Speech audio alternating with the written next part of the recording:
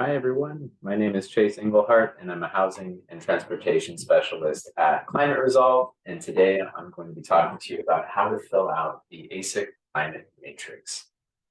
We have this video and all of our other associated tips and sheets available at climateresolve.org/affordable housing. So you can reference our support tools there. Just a quick introduction to this video. You can use the markers on this video to jump to different sections if you're already familiar with the matrix and just need help with one section, or want to jump back to a section. Some general information about the AHSC climate matrix is that it's not only important to understand how to fill out this document, but also we want to try and understand the significance of the data that we're inputting so that we can use that in the answers to the short answer questions below. So if we're talking about extreme heat, we really want to think about the increase in extreme heat days as an example, and how that might impact the residents that will live at the development that we're working on and what we're doing to mitigate those impacts. So we'll try and think about those things in each section. And then, of course, if you're thinking about adaptation solutions, we do have a tip sheet with some suggestions. And I would just add that oftentimes there are a lot of elements either in the design of the building, design around the active transportation infrastructure that you may or may not be including, or other elements of your project that already are helping to adapt to different climate impacts. So make sure that you're coordinating with your whole team and thinking through that, because then you can build a stronger section and get more points here. And so the sections that we'll be covering will be heat, precipitation, wildfire, sea level rise, and air pollution. The matrix gives you the option of using local data. We will be covering how to use the provided data sources. If you have local data, that's great, but you will have to figure out how to collect and input that data on your own. So starting off, we'll be working with extreme heat. And if we take a look at the matrix, we'll see that the first thing they're asking for is the data from the local climate change snapshot tool. So we'll go ahead and go to that tool. The first thing we need to do is enter in the address of our development. And then we can confirm on the right here on the map that that is indeed where it's located. And we'll hit generate snapshot. The tool will automatically give you temperature first, which is what we need. And then here where it says select climate indicator, we can toggle through the different things that the AHSC application is asking you for. So the first one is annual average maximum temperature. And you'll see that's the first field here. So the first thing they're asking for is the historical baseline. So what was actually the observed maximum temperature? And then we'll get into the next section. But let's take a look at that, which when we scroll down here, we're going to find under observed. So this is the number that we want to place in that field. And then we're going to look at the projections. So this is where the historical number goes. And then we're looking at different climate projections. So we have two different projections that we're working with throughout the whole application, RCP 4.5 and 8.5. Those are medium emissions and high emissions scenarios. And they're based on different time horizons. So what impacts they'll have in the midterm and what impacts they'll have in the long term. And so when we go back to the tool, we can see here that they have the time horizons here, and then they differentiate the two climate emission scenarios.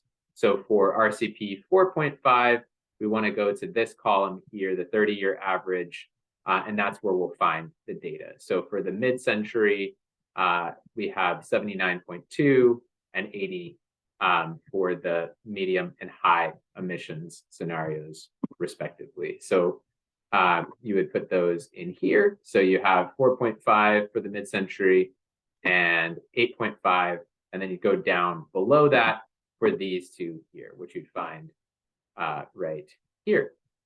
And then the next item that they're looking for is the threshold temperature. When we look at extreme heat days, it's just what defines that extreme heat, right? What do we mean by extreme heat?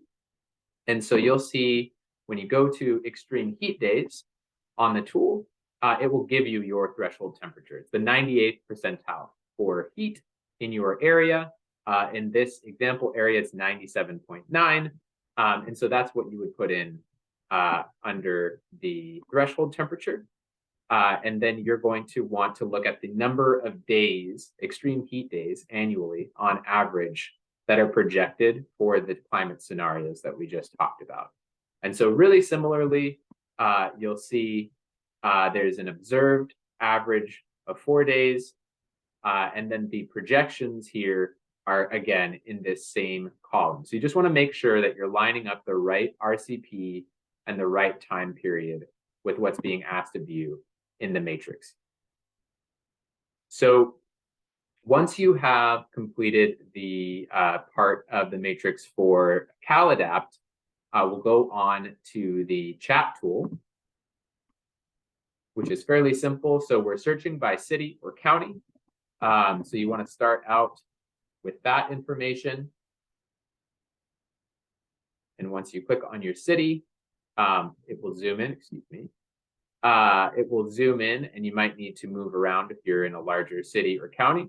For me, the neighborhood of Boyle Heights is where my project is located. So that's relatively easy for me to find. It's close to downtown. And we just want to make sure that the Heat Health Action Index is toggled here. Occasionally, other things might be toggled and you might not see it. So just make sure you look for it under Heat Health Action Index. And then what you're going to want to do is find the census tract that is related to your address. If you want to look on Google Maps and just see and kind of eyeball where it is, you can do that, or you can even look up the census tract based on the address. I happen to know that my project is in this census tract right here. And what they're going to be asking you on the matrix are the county priority, the state priority, and the heat vulnerability number. So really just the 3 data points that you see on the screen here are the ones that you're going to place here. So the heat vulnerability number, which was a little bit above 80 in this case, and then it was high priority for the state as well as the county in my case. So the next tab that we're going to find is regarding extreme precipitation. And if we look at that, the tool, once again, that it's going to direct us to is the CalAdapt Local Climate Change Snapshot. So in the video earlier, if you're just tuning in, we entered our address into this tool. And so you should, if you already did extreme heat, have that in. And we're going to click on precipitation. And we're going to take a look at the indicator here, which is the maximum 1-day precipitation. And they want first the, again, historical information for that. So we just make sure we have the right climate indicator selected.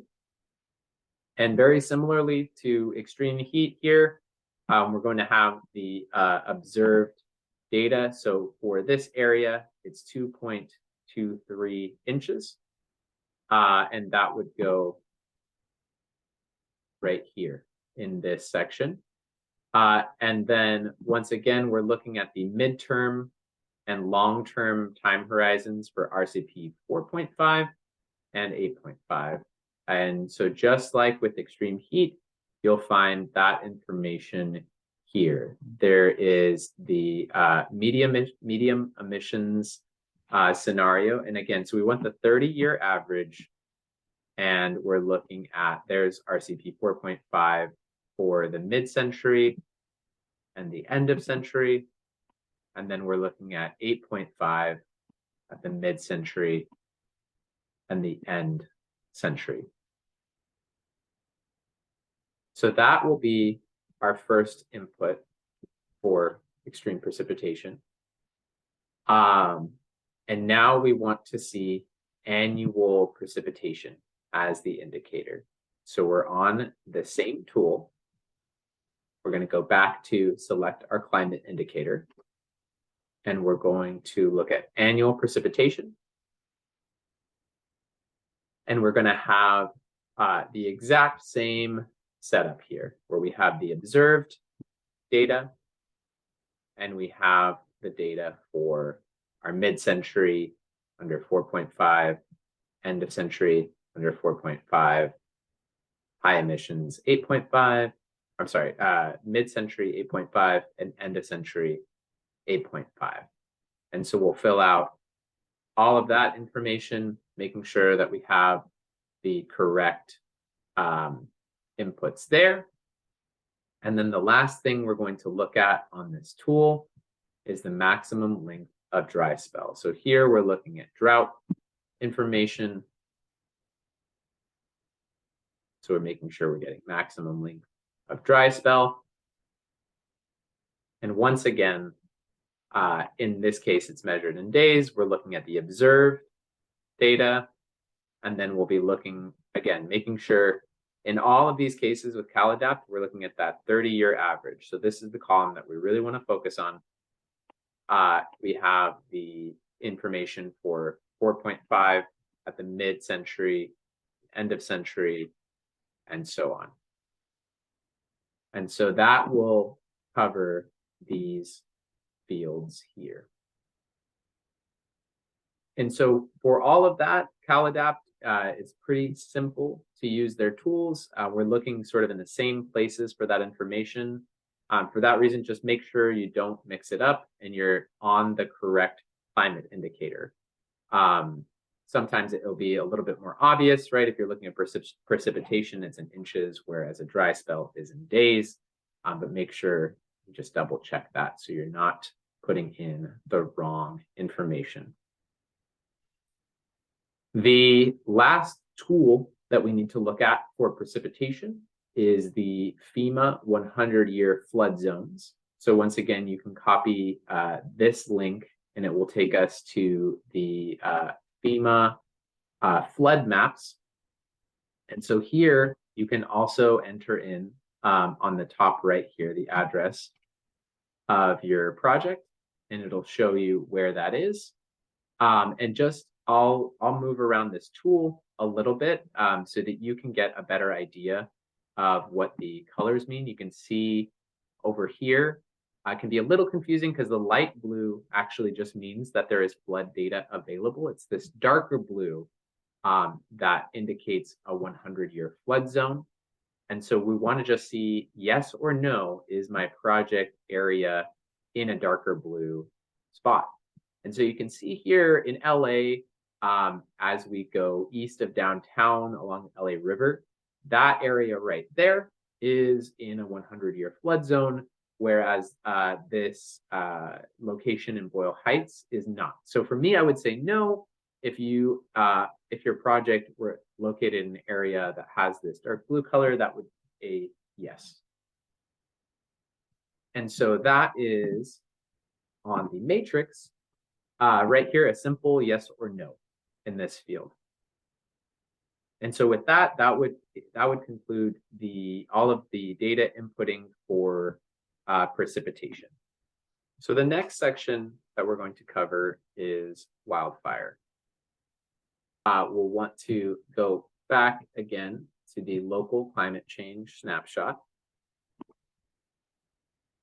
And so for those who are just flipping to this section, you're going to need to add your location and verify it to get here. If you've gone through the other sections, all you need to do is toggle over to wildfire. And then you will see if you have any data, it will display here. And you want to just make sure that your climate indicator is right. So they want the annual average area burned. And you can see that that is what is automatically selected on this tool. In this particular area, there's no data, but it will show up here in very much the same way as it has for the other ones.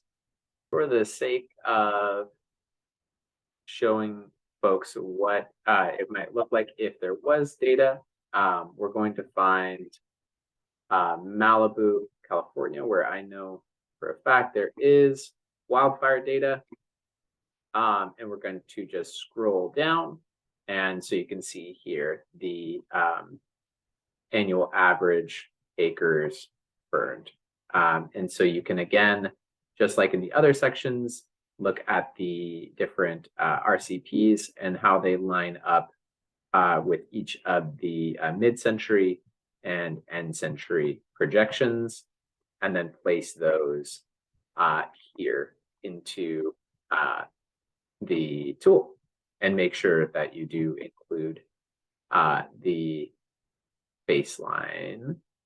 If in this case, you'll find the baseline as a model here. They're not collecting the historical data. You just want to see what the historical baseline is there, which you can find here. Taking a look at the matrix,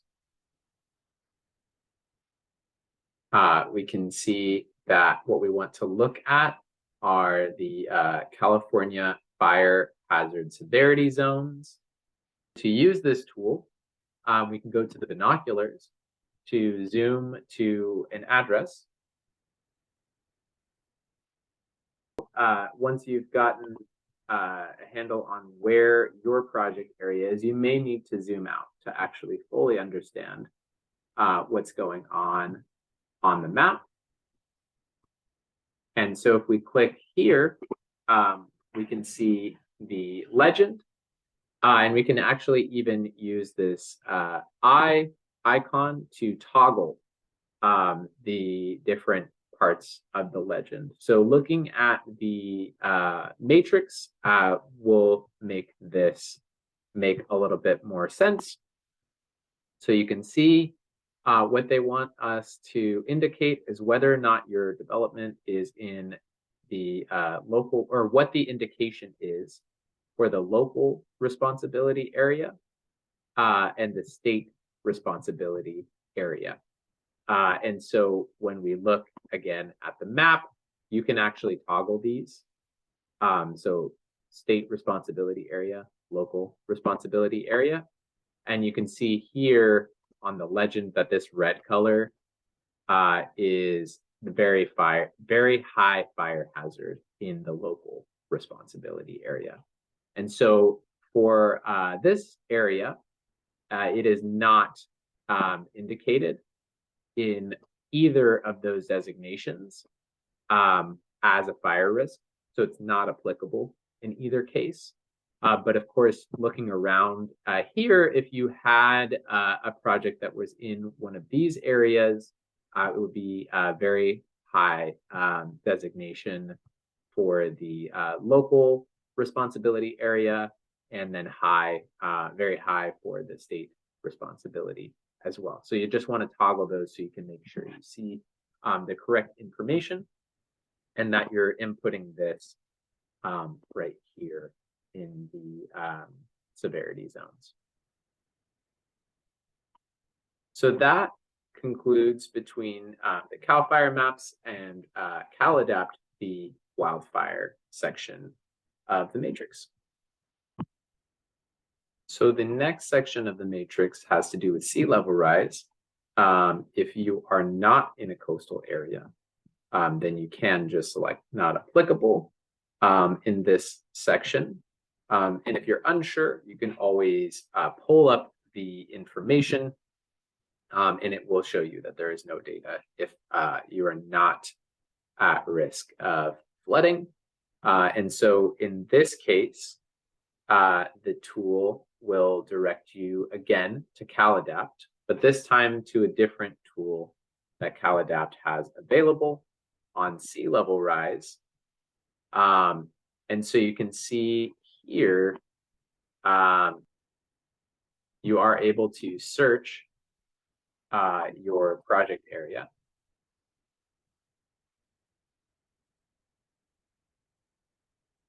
And it will give you a very zoomed in view of your project. And what I will see for this project is that there is no data available. This is a pretty inland part of Los Angeles, but for the sake of folks that may show flooding risk, we'll come a little bit closer to the coast on the tool so we can see what this looks like. So there are a few different scenarios that the matrix would like us to toggle on this tool. So if we look at the matrix, the first thing is that we have different time horizons. And so if we look at the first set, we want to choose the median scenario for the first two cells here. And so that's what the tool defaults to. And so if you saw that your project area was in any of these colored cells, then you would want to show that there is a flood risk. So you have the different time periods here. And so you can toggle between them. Of course, the later period is going to show more areas with flooding. So if you're not in the first one, you may be in the second. And you'll just want to indicate that in the cell on the matrix. So you can either write yes if you are in all of those projections. You'll see there are a few here. If you toggle through them and you realize that you're only in one of the projections, feel free to just copy the name of that projection, add it to the matrix after the word yes. So that is how you can see if you are at risk of flooding through sea level rise. And then again, just below that, they're looking at the maximum inundation depth. So a higher sea level rise scenario. And so we'll click here underneath medium where it says maximum. And it's just the same process, right? So once again, if you were not at risk in the medium scenario, you might be in the maximum. So that is where this information would go in the matrix. And that concludes the sea level rise section of inputting data for the matrix. So the last section we have to cover on the matrix is air pollution. And so if we go to the matrix, we can see that there are a few tools we'll need to reference here. And the first one is going to be Callan virus screen. So we're going to want to double click on this yellow cell to get the link to the tool. Again, we will include all of the links to the tools in the description of this video. But we'll go ahead and visit the tool. I will refresh so you get an idea of what it looks like when we first get there. There's going to be a welcome message. Just hit OK. And once the map loads, at the top right, you'll see a magnifying glass, which you can use to search the address of your development. So what you're going to want to do is to start to type it in.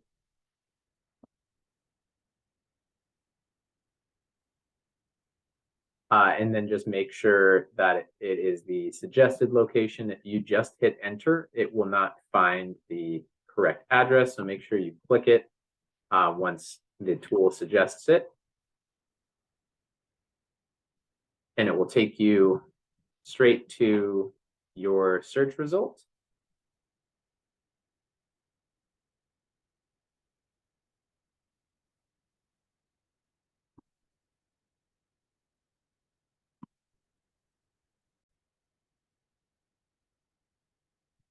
After giving the tool a moment to load, you'll see that the search result, once you click on the circle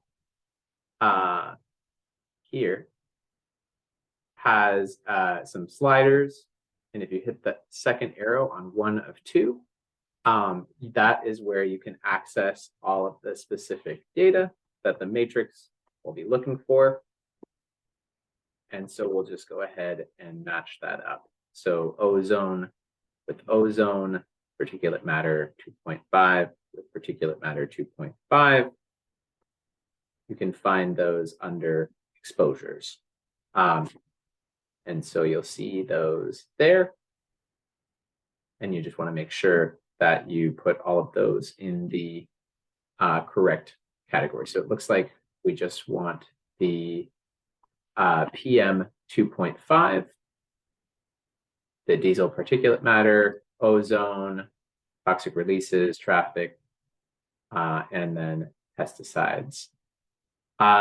For the local and remote GHG calculator, you'll actually have to fill out another tool to get this information. So I won't be able to show you example data, but I can show you how to get there. So if we go to the guidelines section of the AHSC website, and we go to the CCI quantification benefits reporting materials, we can look up, Control F, AHSC. And you can see here is where you can download the calculator tool. And so this is the tool that you'll need to fill out for the application already.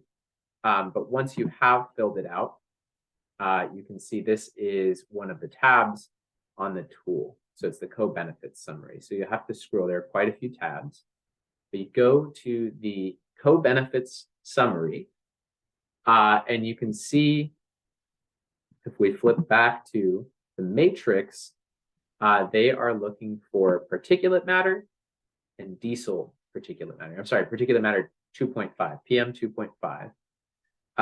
And so when we look at this, you just have to be careful because there is the local number for PM 2.5 as well as the remote number for 2.5. So you want to add those up. And then for diesel, you can see that it's just the local. So you can just use that number. But if you were confused as to where to get that information, once you have filled out the inputs on your calculator tool, it will give you those numbers for you to include in your climate matrix. So that is the first thing you need to do for air pollution.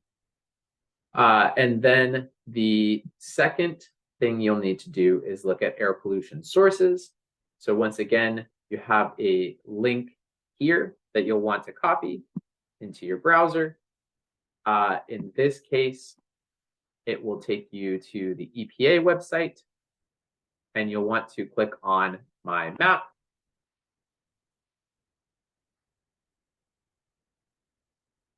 And once again, you can type in your project location.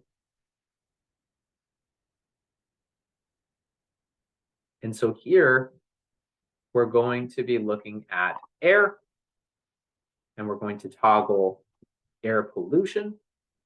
And the indicators that we're going to see are these cloud icons. And so I'll give that a moment to load. But what we're going to want to do is to count how many there are within a mile of the project. That's what they're looking for. And so what you're going to need to do on this tool to be able to do that is click Measure. And you can place a point on your development. And then just make sure that you're using Imperial. And then you can see how far out you need to go to count these clouds. So this cloud I won't have to count because it's beyond a mile. So make sure you just take a quick look around the project area at those air pollution sources within a mile, and you can just hand count those. In some cases, when you see a number near the cloud, you will need to click on that because that means there are multiple sources lumped together. So just make sure you're counting the right amount and paying attention to the icons there. And once you have that number, you can return to the matrix and then just add that number that you counted to this section. And that concludes the air pollution data section of the matrix. So on behalf of my team, I'd like to thank you for checking out this video. If you have any questions about the matrix, please don't hesitate to reach out to us or to your TA quarterback. And I hope that you found it helpful.